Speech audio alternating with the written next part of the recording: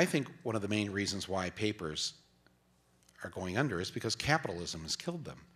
The greed of these large media companies, they started this back in the late 80s, early 90s. They started laying off reporters thinking that they could get a smaller group of reporters to do just the same amount of writing. But eventually they canceled beats, and David Simon, the producer of The Wire, used to be a Baltimore Sun reporter, tells the story of how, in Baltimore, the Baltimore Sun, they got rid of the labor reporter, they got rid of the courts reporter, they got rid of the poverty reporter. These are three big things that people in Baltimore care about: labor, poverty, and crime. But if you get rid of the beats, well, why bother reading the newspaper?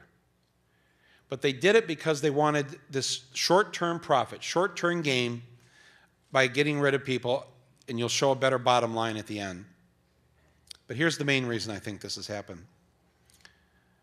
We have a nation now of 40 million illiterate, functionally illiterate adults. 40 million adults who cannot read and write above a 4th grade level.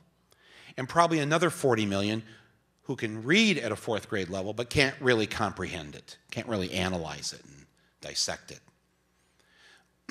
How did we get that way? To have so many tens of millions of our fellow citizens semi-literate, illiterate, and ignorant.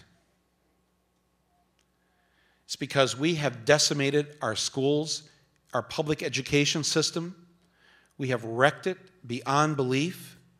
And the policies of Republican presidents who've dominated the political scene for the last 30 years, I mean, they have a party platform position every convention to dismantle and eliminate the Department of Education.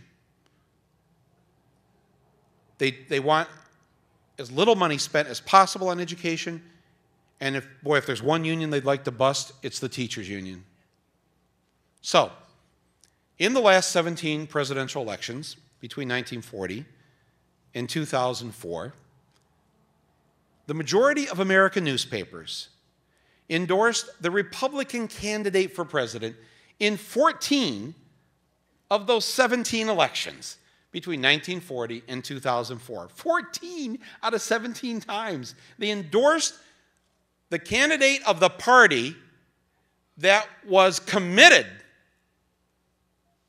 to creating a nation of semi-literate people, people who couldn't read and write on a 4th grade level.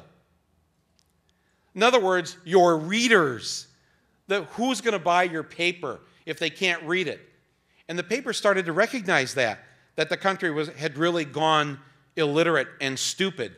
And so what did they start to do 10, 15 years ago? McNews everything. Not just USA Today, all papers, shorter stories, smaller words, bigger pictures, in color, right?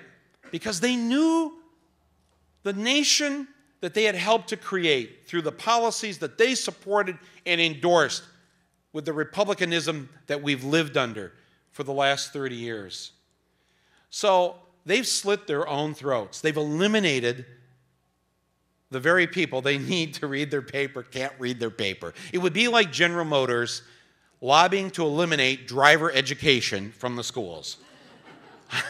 I mean, they're pretty damn stupid at GM. I don't think they're that stupid. But the newspapers have been that crazy stupid. And now we're in the last year of reading them. The first newspaper was published 404 years ago this year. And now we're going to be, in this year, reading these things for the last time.